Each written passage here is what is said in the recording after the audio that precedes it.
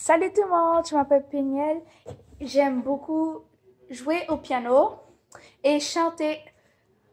J'ai commencé à faire du piano en maternelle et je chante depuis que je suis toute petite. Aujourd'hui, je fais Waymaker au piano et je chantais en même temps.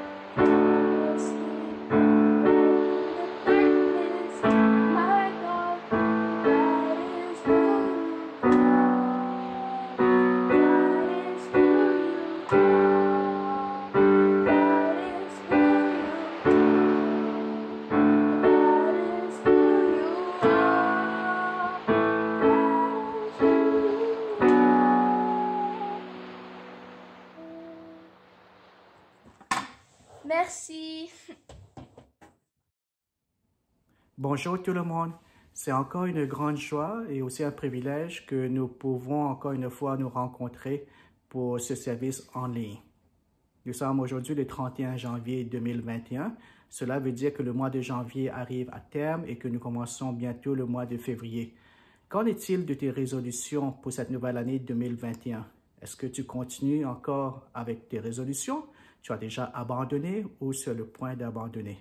Ou bien tu vas me dire, Quen, le mois de janvier qui termine bientôt, moi, je suis déjà au mois de avril, juillet. Je me vois déjà juillet, août parce que j'étais tellement occupé avec tellement de choses. C'est comme si que l'année, pour moi, ça a déjà écoulé plusieurs mois.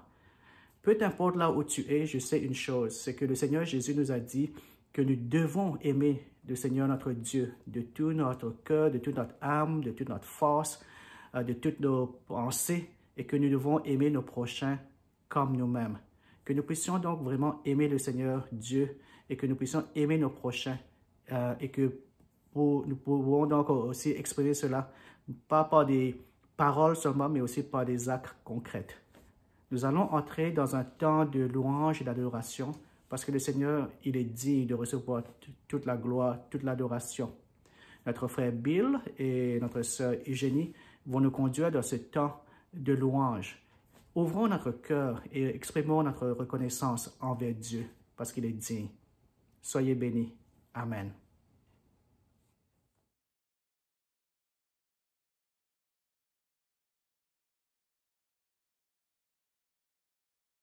Oui, nous te bénissons l'Éternel, nous te disons merci, ô Éternel, pour cette occasion que tu nous donnes de te louer. En ce dimanche matin, Père, nous te célébrons, nous te rendons grâce. C'est toi qui nous appelles et c'est toi qui nous réunis tous ici, quel que soit le lieu où nous nous trouvons, Père. Nous voulons te louer, nous voulons te célébrer. Merci, Père.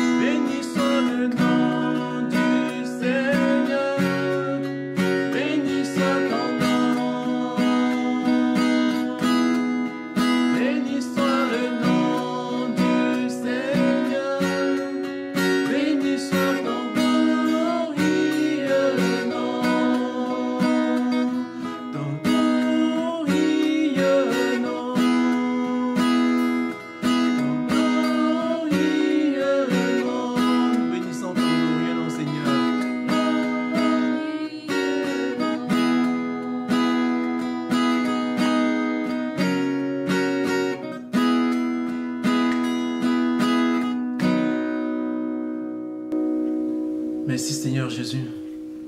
Merci de nous avoir permis de nous retrouver près de toi. Tu nous as permis, Père, de nous rassembler ce matin. Nous te donnons notre cœur. Nous te célébrons avec notre âme. Nous te célébrons avec toutes nos pensées, Père. Nous nous remettons entièrement à toi. Nous te donnons tout. Tout ce que nous avons t'appartient, Père. Béni sois-tu à jamais. Prends notre vie comme un parfum de bonne odeur. Merci, Père. Nous te donnons tout.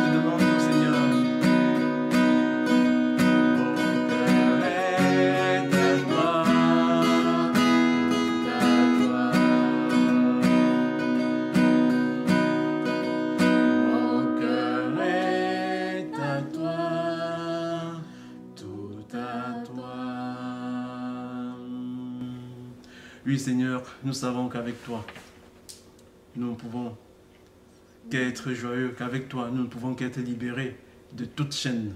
Nous ne sommes plus esclaves de la peur avec toi, Seigneur. Béni soit ton Saint-Nom. Béni soit toi, ô Seigneur Jésus, qui nous a appelés en ces jours pour que nous puissions te célébrer, te louer, pour que nous puissions, Père, nous réjouir en ta présence.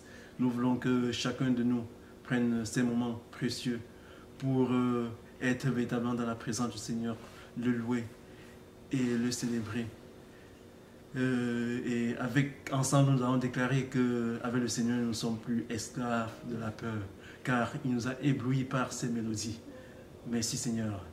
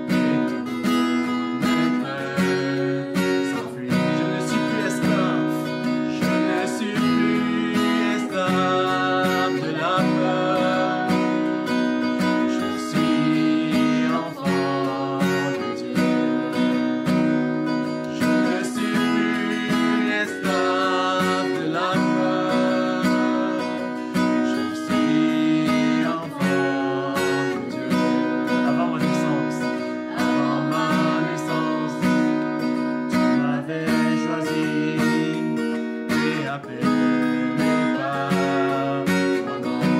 Tu m'as adopté, tu m'as adopté. Je suis de ta famille et ton sang coule dans mes veines. Avant ma naissance, tu m'avais choisi et appelé par mon nom.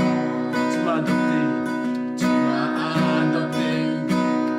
Je suis de ta famille et ton sang coule dans mes veines. Ton sang coule dans mes veines et ton sang coule dans mes veines. Ton sang coule dans mes veines, Seigneur, et ton sang coule dans mes veines.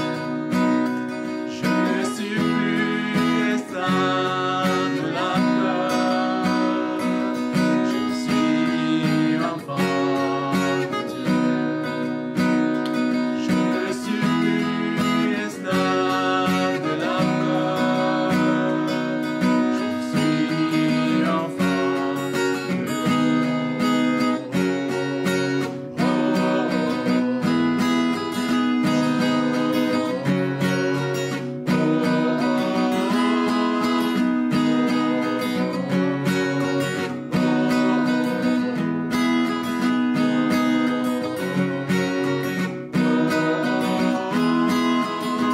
Tu fends la mer, je traverse.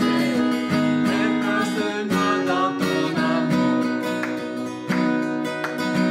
Tu m'as sauvé, alors je peux chanter. Je suis l'enfant de Dieu. Tu fends la mer et je peux la traverser. Mes peurs se noient dans ton amour. Tu m'as sauvé, alors je peux chanter. Je suis l'enfant de Dieu. Je suis l'enfant de Dieu. Je suis l'enfant de Dieu.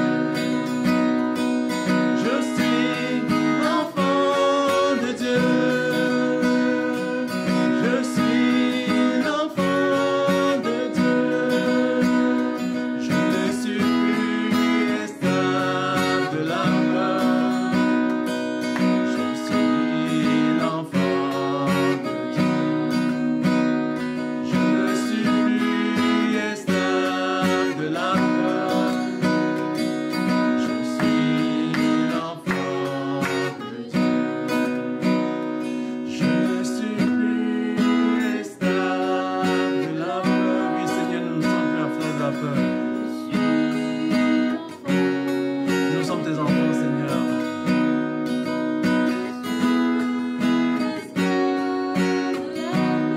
Oui, Seigneur, nous ne sommes plus esclaves de la peur.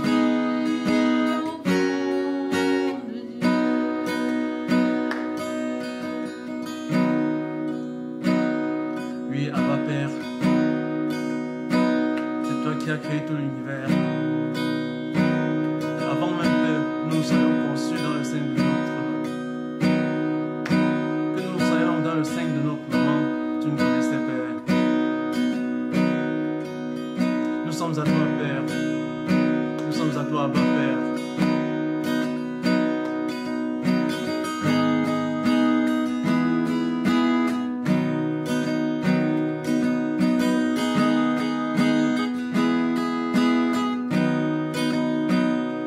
Bien avant le chant qui créa l'univers, bien avant l'esprit qui planait sur la terre,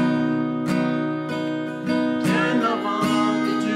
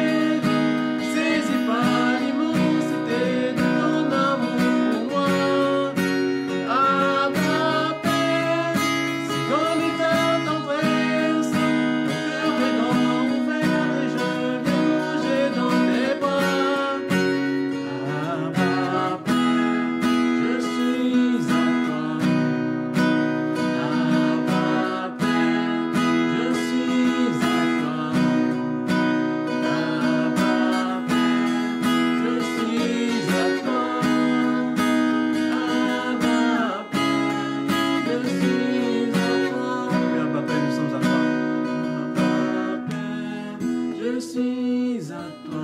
Merci Père. Nous te célébrons.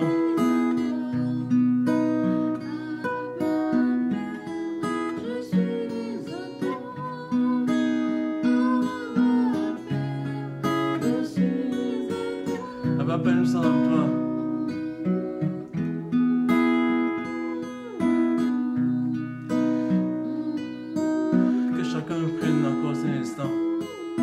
Pour célébrer le nom éternel.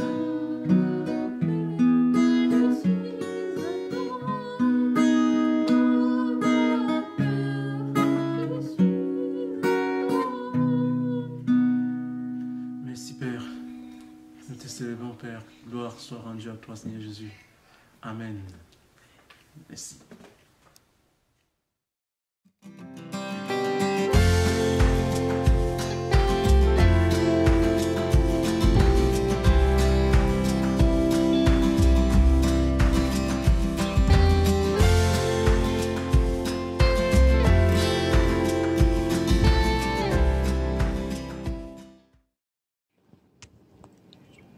Bonjour, je m'appelle Joël et aujourd'hui je vais vous présenter à la classe raconteur.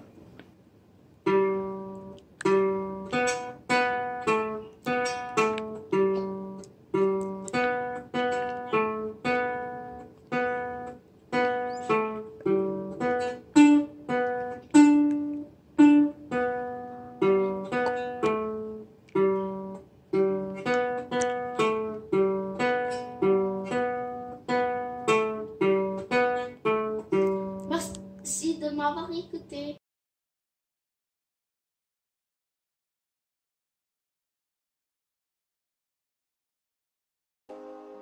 Merci à Bill et à Eugénie pour ce temps merveilleux de louange que nous avons passé dans la présence de Dieu.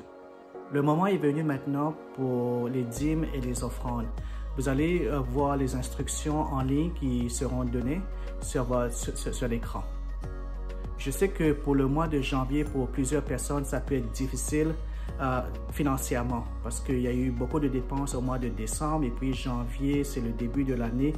Et si tu te dis en toi-même que bon, le salaire que j'ai reçu, bon, je vais peut-être donner la dîme, disons au mois de mars, avril, et je vais pouvoir me rattraper. Ou bon, ce que le Seigneur te dit aujourd'hui, c'est que ça ne marche pas comme ça. Si tu as reçu quelque chose, un salaire, tu dois donner avec joie et avec reconnaissance. Parce que Dieu a permis que tu puisses recevoir un salaire. Dieu a pourvu à tes besoins. Donc Dieu, lui, il ne se rattrape pas à la fin ou au milieu de l'année. Mais Dieu, il est fidèle et à chaque fois, il pourvoit à tes besoins financièrement et à beaucoup de choses. Donc nous aussi, en tant qu'enfants de Dieu, nous devons donc avoir ce cœur reconnaissant. Chaque fois que Dieu nous bénit, nous devons aussi donner en retour parce que c'est ce que Dieu nous demande. Donnons avec joie et avec reconnaissance. Nous allons avoir donc la prédication, le message qui sera donné par notre sœur Bola. Ouvrons notre cœur et que nous puissions écouter ce que le Seigneur a à nous dire et à mettre en pratique la parole de Dieu. Bon dimanche à vous tous. Amen.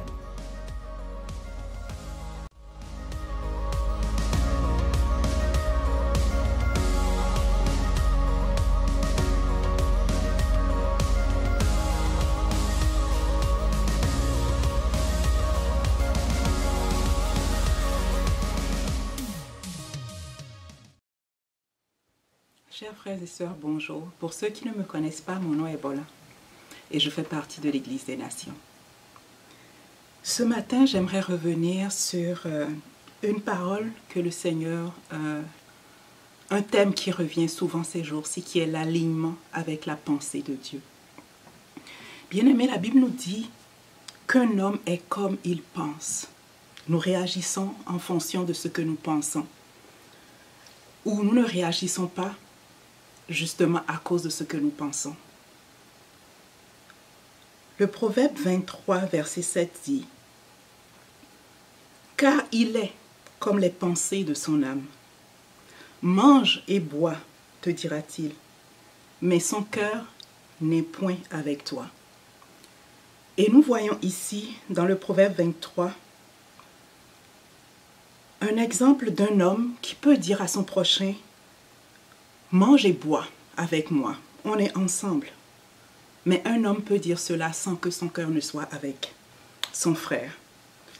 Et nous avons un exemple dans la Bible, c'est celui de l'apôtre Pierre. Et j'aimerais revenir sur 2 exemples avec l'apôtre Pierre. Le premier, c'est celui qui a conduit au salut du frère Corneille, qui était un païen, un non-juif. L'histoire se trouve dans le livre des Actes 10, et dans la première partie du verset 1 au verset 5, nous voyons en fait la Bible nous présenter un homme qui vivait à Césarée et qui s'appelait Corneille. La Bible nous dit qu'il était un centenier de la cohorte dite italienne, que c'était un homme pieux, un homme qui craignait Dieu avec toute sa maison et qu'il faisait beaucoup d'aumônes au peuple et priait Dieu continuellement. Bien qu'il n'était pas juif, cet homme aimait Dieu et priait Dieu continuellement. La Bible nous dit qu'un soir, alors qu'il priait, il a eu une vision et qu'un ange est rentré chez lui et lui a dit « Corneille ». Et il a répondu « Qu'est-ce que c'est, Seigneur ?» Et l'ange lui dit « Tes prières et tes aumônes sont montées devant Dieu. Il s'en est souvenu.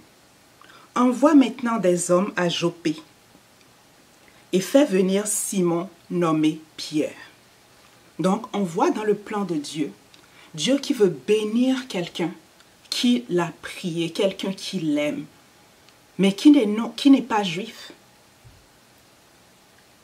Et le Seigneur veut utiliser Simon pour être celui qui va apporter l'évangile à cet homme-là. Mais le Seigneur connaissait le cœur de Simon, Pierre. La Bible nous dit que le lendemain, à partir du verset 9, toujours dans Acte 10, le lendemain, comme ils étaient en route et qu'ils s'approchaient de la ville, Pierre monta sur le toit vers la 6e heure pour prier. Il eut faim et il voulut manger. Pendant qu'on lui préparait à manger, il tomba en extase. Il vit le ciel ouvert et un objet semblable à une grande nappe, attaché par les 4 coins, qui descendait et s'abaissait vers la terre, et où se trouvaient tous les quadrupèdes, les reptiles de la terre et les oiseaux du ciel. Et une voix lui dit, « Lève-toi, Pierre, tue et mange. » Mais Pierre dit, « Non, Seigneur, car je n'ai jamais rien mangé de souillé ni d'impur. » Pour une seconde fois, la voix se fit entendre encore et lui dit, « Ce que Dieu a déclaré pur, ne le regarde pas comme souillé. » Cela arriva jusqu'à 3 fois, et aussitôt après, l'objet fut retiré dans le ciel. Juste après cette vision, Simon-Pierre eut la visite de Corneille, et il comprit ce que le Seigneur voulait lui dire. Le Seigneur connaissait la pensée de Pierre, qui était que les non-juifs étaient impurs. Et si le Seigneur ne l'avait pas préparé avec cette visitation, l'extase dans laquelle il est tombé, c'est une vision qu'il a eue et où le Seigneur lui a parlé.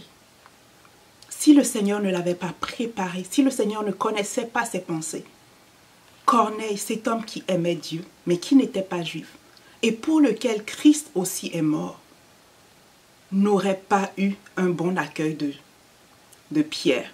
Pierre ne lui aurait pas prêché l'évangile à cause de la pensée que Pierre avait, que les non-juifs étaient impurs. Bien-aimés, il est important que nos pensées soient alignées avec Dieu.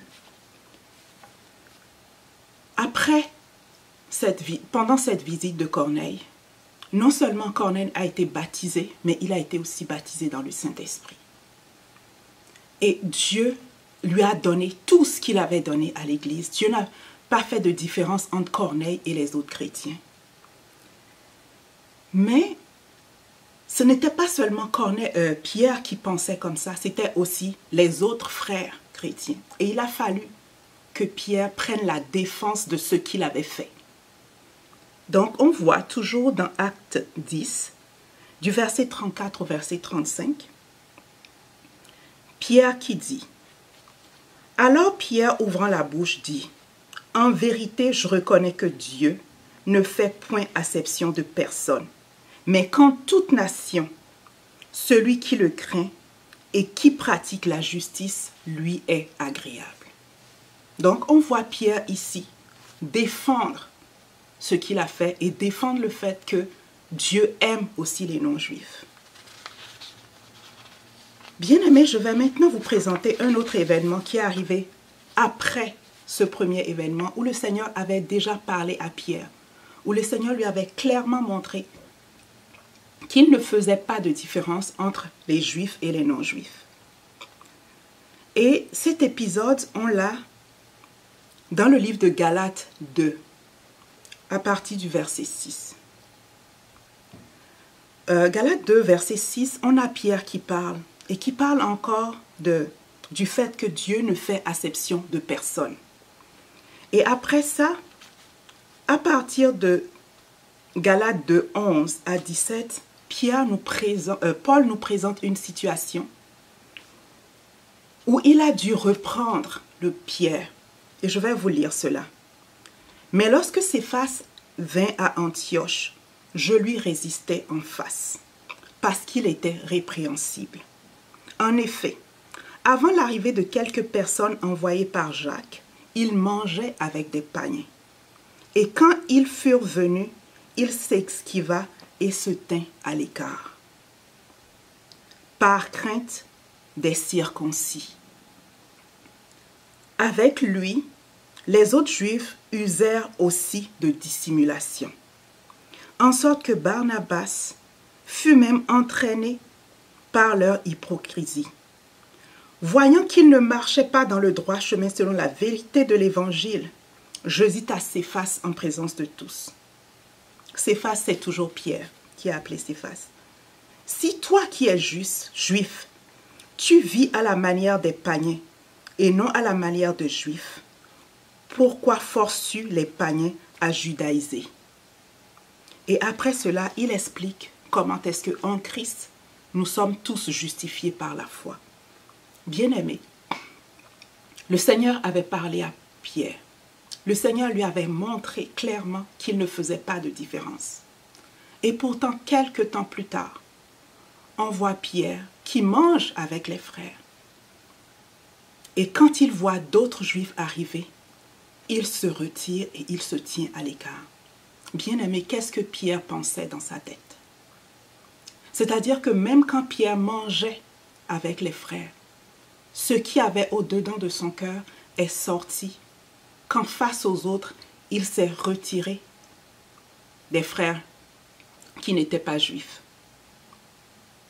Et c'est comme ça, Dieu connaît nos pensées. Et Dieu veut que nos pensées soient alignées avec les siennes. Et vous allez me dire, mais Dieu avait quand même parlé à Pierre. Et Pierre avait compris la première fois. Pierre avait prêché l'évangile à Corneille. Comment se fait-il que plus tard, alors qu'il a vu le Saint-Esprit se manifester dans la vie des païens, un simple acte comme s'asseoir et manger avec ses frères, il avait honte de le faire.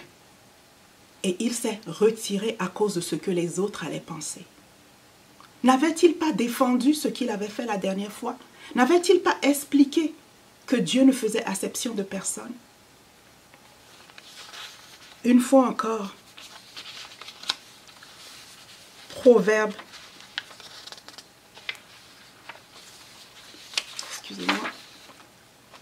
Proverbe 23, 7.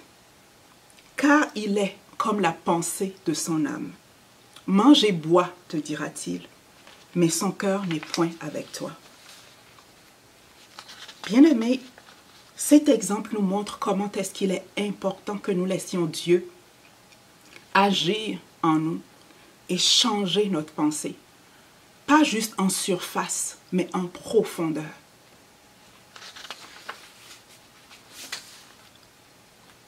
Dans ta marche, est-ce que obéir à Dieu, faire les choses que Dieu veut que tu fasses, est facile pour toi? Si ce n'est pas facile, c'est à cause des pensées que tu as au-dedans de toi. Est-ce que parfois tu as de l'impact négatif sur les frères, comme Pierre a eu dans cette situation, où il a entraîné les autres frères dans l'hypocrisie? Est-ce que parfois, faire ce que Dieu aimerait que tu fasses est lourd pour toi? Parce que quand Pierre mangeait avec les frères, c'était la volonté de Dieu. Dieu veut que nous, les frères, nous soyons ensemble. Mais pendant que Pierre mangeait, c'était quoi la pensée qu'il avait au-dedans de lui? Est-ce qu'il pensait que les autres chrétiens étaient des citoyens de deuxième zone? Qu'ils méritaient moins le salut que lui? Je ne sais pas ce que Pierre pensait. Mais toujours est-il qu'il avait de mauvaises pensées. Dieu m'a donné l'exemple d'une voiture. Et comment c'est important qu'une voiture soit alignée. Bien aimé, quand une voiture n'est pas alignée, les pneus s'usent vite. La voiture consomme plus de carburant. Ça veut dire, bien aimé, que si tes pensées ne sont pas alignées avec le Seigneur, tu vas t'épuiser plus facilement. Tu vas faire les choses dans ta propre force. Tu vas prendre plus d'énergie à essayer de faire les choses. Un pneu qui n'est pas aligné, quand on le conduit, la roue va dans le sens qu'il veut. Donc, c'est plus dur à conduire. Bien-aimé, est-ce que tu sens que c'est plus difficile pour que tu te laisses conduire par le Seigneur? Est-ce que tu sens que tu dévies facilement? L'autre chose, c'est que parfois le volant vibre quand la voiture n'est pas alignée. Parce que le volant résiste. Est-ce que tu résistes parce que tu n'es pas aligné? Une voiture qui n'est pas alignée est un danger pour la route. Comme Pierre a pu être un danger pour les frères d'origine païenne. Comment est-ce qu'ils se sont sentis? Est-ce que certains seraient partis de là si Paul n'avait pas intervenu parce qu'ils avaient été blessés et qu'ils aimaient? On n'est même pas accepté.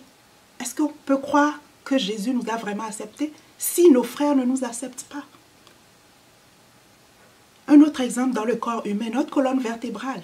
Si la colonne vertébrale de quelqu'un n'est pas alignée, la personne ne peut pas faire tous les mouvements. Moi, j'ai mal au cou. Quand je conduis, je ne peux pas facilement regarder l'angle mort. Pour le faire, je dois déplacer tout mon corps. Et quand je fais ça, sans faire attention, la voiture peut dévier. Et je peux devenir un danger sur la route. Il en est de même spirituellement. Nous devons être alignés. Nous ne pouvons pas continuer, bien-aimés, à faire semblant. Une des choses que le Seigneur a dit cette année, c'est qu'on ne peut pas continuer tel qu'on marchait avant avec lui. On doit aller plus loin. Et plus loin signifie s'aligner encore plus avec la pensée du Seigneur. La Bible dit au reste, frères, que tout ce qui est vrai, que tout ce qui est honorable, que tout ce qui est juste, tout ce qui est pur, tout ce qui est aimable, tout ce qui mérite l'approbation, tout ce qui est vertueux et tout ce qui est digne de louange soit l'objet de vos pensées. Quand je me regarde, je sais que je ne suis pas là. Et dans un monde où on a beaucoup de confusion, bien-aimés, plus que jamais, nous devons être alignés avec la pensée de Dieu. Nous devons savoir c'est quoi la pensée de Dieu et faire sa volonté. Vous savez, le Seigneur m'a rappelé ce matin la tentation de Christ. Quand le diable est venu à Jésus et qu'il lui a dit, si tu es enfant de Dieu, jette-toi du haut de cette colline et on verra si les anges vont venir à ton secours. Jésus n'a pas douté de son identité. S'il doutait de son identité, il serait tombé dans le piège du diable. Sa pensée était en lien avec Dieu. Il savait qui il était. Il savait qu'il n'avait pas besoin de prouver au diable qu'il était enfant de Dieu. Il savait que s'il avait besoin du secours de Dieu, que le secours de Dieu viendrait à lui. Il ne devait pas se mettre dans une situation pour prouver cela. Les pensées de Jésus, même dans ce lieu où le Saint-Esprit l'a emmené pour être tenté par le diable, étaient pures, vraies, dignes d'approbation. Qu'est-ce qu'il en est de nos pensées? On a vu notre frère Pierre et on se demande, mais si Pierre, après cette vision, n'a pas pu, comment est-ce que nous, on doit faire? Qu'est-ce que nous, on pourrait faire? La Bible nous montre un autre exemple. Dans Luc 24. Et je vous inviterai après à prendre le temps de lire ce passage. Et cet exemple nous montre que la seule chose qui peut changer la pensée d'un homme, c'est l'intimité avec Dieu. Luc 24 arrive juste après la résurrection de Christ. Les femmes qui très tôt le matin étaient allées pour embaumer le corps de Jésus ont eu le message des anges que Christ était ressuscité. Et avec joie, elles sont courues, étaient voir les frères et leur ont dit que Christ était ressuscité, tel qu'il l'avait dit. Mais malgré cela, les frères n'ont pas cru. Et voici ce qu'ils disent, les femmes. Ils disent, ils tinrent ces discours pour des rêveries et ne crurent pas ces femmes. Donc, on a ici les frères.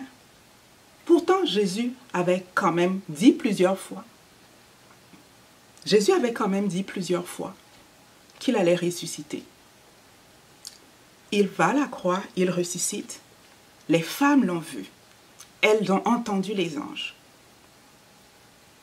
Et les frères prennent cela pour de la rêverie. Parce que dans leur pensée, ce n'est pas possible. Mais pourquoi est-ce que ce ne serait pas possible?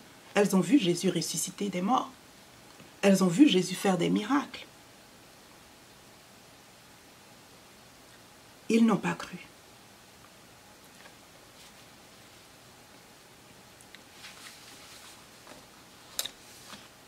Dans Luc 24, à partir du verset 13, sur le chemin d'Emmaüs, quelque chose s'est passé. La Bible dit que 2 des disciples, le jour même où Jésus était ressuscité, sont partis de Jérusalem pour aller à Emmaüs. Et qu'ils s'entretenaient de tout ce qui s'était passé, de la mort de Jésus. Pendant qu'ils parlaient et qu'ils discutaient, la Bible nous dit que Jésus s'approcha et fit route avec eux.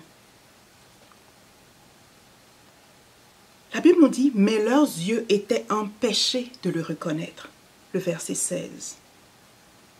Donc, voici des disciples qui connaissent Jésus, avec qui Jésus a été pendant toutes les années, tout le temps de son ministère.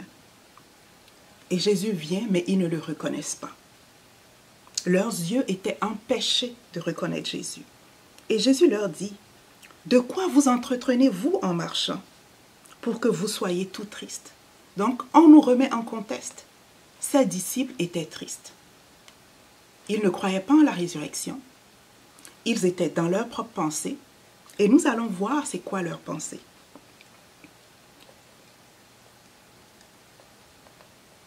Donc, Jésus leur demande de quoi est-ce qu'ils parlent et pourquoi est-ce qu'ils sont tristes. Et Cléopas lui répondit, « Es-tu le seul qui séjourna à Jérusalem ne sache pas ce qui arrive en ces jours-ci? » Il parle en plus avec arrogance. Il est tellement convaincu qu'il sait ce qui se passe qu'il parle avec arrogance. Et il dit, tu es le seul? Vraiment? Tout ce qui se passe ici, toi tu ne peux pas comprendre pourquoi moi je suis triste. Tu ne comprends vraiment pas? Tu ne sais pas que Jésus est mort? Et Jésus lui dit, quoi? Leur dit-il. Et ils répondirent, ce qui est arrivé au sujet de Jésus de Nazareth, qui était un prophète puissant. Donc, ils ont déjà mis Jésus au passé dans leur pensée. Et ils dirent comment est-ce que les gens l'ont accusé, comment est-ce qu'il a été condamné, comment est-ce qu'il a été crucifié. Et ils disent aussi que certaines femmes l'ont vu et pensent qu'il est ressuscité. Mais que d'autres sont allés et n'ont pas vu son corps. Donc, ils sont toujours dans leur pensée. Ils ne sont pas encore alignés avec la pensée de Dieu. Le verset 25. Alors Jésus leur dit, « Ô homme sans intelligence, et dont le cœur est lent à croire tout ce qu'ont dit les prophètes. » Et là, Jésus commence par leur expliquer théoriquement ce qu'il avait déjà essayé de leur expliquer pendant qu'il était avec eux. Il leur explique les Écritures. Et la Bible nous dit que lorsqu'ils furent près du village où ils allaient, Jésus parut vouloir aller plus loin. Donc c'est le moment de se séparer. Mais ils le pressèrent en disant, « Reste avec nous, car le soir est proche, le jour est sur son déclin. » Et il entra et resta avec eux. Donc on voit ici ces disciples qui, dans la présence de Jésus, sentent quelque chose de familier. Il y a quelque chose. Ils ne savent pas encore c'est quoi. Il y a quelque chose. Ça leur rappelle quelque chose. Mais ils ne savent pas encore c'est quoi. Leur pensée est encore obscurcie. Ils n'ont pas encore compris le mystère. Ils n'ont pas encore compris que Christ est ressuscité. Leur pensée n'est pas encore alignée avec Dieu. Mais ils demandent plus de toi. Reste avec nous. S'il te plaît, ne pars pas. Pendant qu'ils étaient à table avec eux, il prit le pain et après avoir rendu grâce, le rompit et le leur donna. Alors leurs yeux s'ouvrirent et ils le reconnurent, mais il disparut de devant eux. Bien-aimés, c'est dans l'intimité que nos pensées sont renouvelées. Toute la théorie, toute la parole que Jésus partageait avec eux, la familiarité, n'avait pas encore changé, aligné leurs pensées avec le fait que Jésus était ressuscité. Mais dans l'intimité, la table, le partage du pain, c'est l'image de l'intimité avec Dieu. Rentrer dans le lieu secret avec Dieu, dans l'intimité, quelque chose a changé. Ils l'ont reconnu et pour eux, à partir de ce moment, c'était clair que Christ avait ressuscité. Ils étaient enfin alignés avec la pensée de Dieu. Et la Bible nous dit que Jésus a disparu en une seconde sous leurs yeux.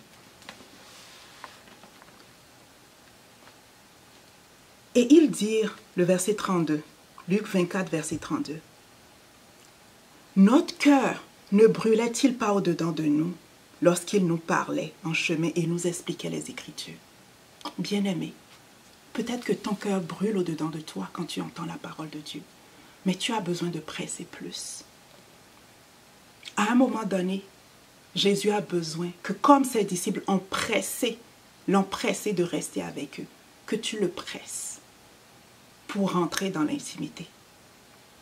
Jésus a besoin que tu pousses plus loin, que tu t'accroches encore plus à lui, que tu rentres dans ce lieu secret avec lui, où il pourra te réaligner avec la parole, te réaligner avec la vérité de Dieu. Jésus a refait exactement la même chose avec le reste des disciples. Quand il est apparu en premier, ils étaient encore dans leur pensée. Ils avaient peur. Ils croyaient que c'était un esprit. Et Jésus leur a dit, « Touchez-moi, je ne suis pas un esprit. » Et après ça, la Bible nous dit qu'il a demandé à manger. Jésus qui les ramène encore dans l'intimité, la communion avec lui. Et après cela, la Bible nous dit qu'il leur a ouvert l'esprit pour qu'ils comprennent l'Écriture. Bien-aimés, j'ai eu plusieurs visitations du Seigneur durant ma vie. Mais dans le dernier mois, J'ai eu des visitations où je suis rentrée dans l'intimité. J'avais des visitations où le Seigneur était loin et me montrait des choses par le passé. Mais dans les derniers mois, j'ai eu des visitations où Jésus m'a regardé dans les yeux. J'ai pu le toucher. Et j'ai eu 2 visitations. La première visitation, il m'a dit, je suis là et je ne vais nulle part. Et il m'a délivré de cette pensée qui était profonde au-dedans de moi et qui était que j'étais seule sur cette terre. Et pourtant, ça fait des années que je le connaissais. Et c'est dans ce dernier mois qu'il m'a enlignée avec la pensée que je ne suis pas seule. Jésus m'a encore visité cette semaine. Et quand il est venu, j'ai dit, je ne suis même pas comme toi. Et il m'a dit, non, tu es exactement comme moi. Et quand il a dit, tu es exactement comme moi, je me suis enlignée avec la parole que Dieu a dit à la création, qui a été que j'ai été créée à son image et selon sa ressemblance. La réalité n'a rien à voir avec la vérité, que tout ce qui est vrai, tout ce qui est digne d'approbation, tout ce qui est honorable, tout ce qui est pur, tout ce qui vient de Dieu soit l'objet de vos pensées. Bien-aimé, cette année, le défi, si tu veux, revenir dans cette place où ta pensée va être alignée avec le Seigneur. Oui, tu lis la parole. Oui, tu pries. Mais je t'invite à presser plus, à rechercher le Seigneur, comme ces disciples qui ont dit non, reste avec nous, ne pars pas. Nous voulons plus de toi. Tu nous sembles familier, mais nous voulons plus. Nous savons que tu as plus à nous donner. Demande au Seigneur. Aie soif. La Bible dit que celui qui demeure en lui portera du fruit. Un des fruits que nous devons porter, c'est que nos pensées soient alignées avec la pensée de Dieu. J'ai fait cette décision, bien-aimé, de presser loin cette année dans le Seigneur, de m'accrocher à lui, de le rechercher encore plus. Et je t'invite à te joindre à moi pour le faire dans le nom de Jésus. Amen. Merci très chère sœur Paula de partager cette parole puissante.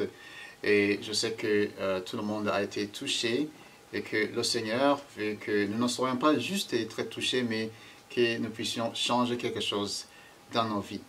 Le premier pas à faire si tu ne connais pas le Seigneur, c'est de donner ton cœur, de donner ta vie et tes pensées, tout ce que tu as, tout ce que tu es au Seigneur Jésus. Il est mort pour toi et il t'aime beaucoup et il t'invite.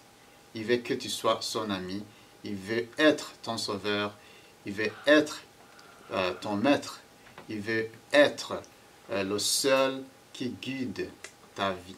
Aujourd'hui, si tu ne connais pas le Seigneur, je t'invite à répéter avec moi ces paroles de prière. Dis, Seigneur Jésus, je t'invite dans ma vie. Je vais devenir ton enfant. Dès aujourd'hui et pour toujours. Tu fais cette prière et tu sais bien que le Seigneur est avec toi. Tu sais bien que le Seigneur est entré dans ta vie. Et maintenant, tu appartiens à la famille de Jésus, l'Église, et tu es dans ce royaume.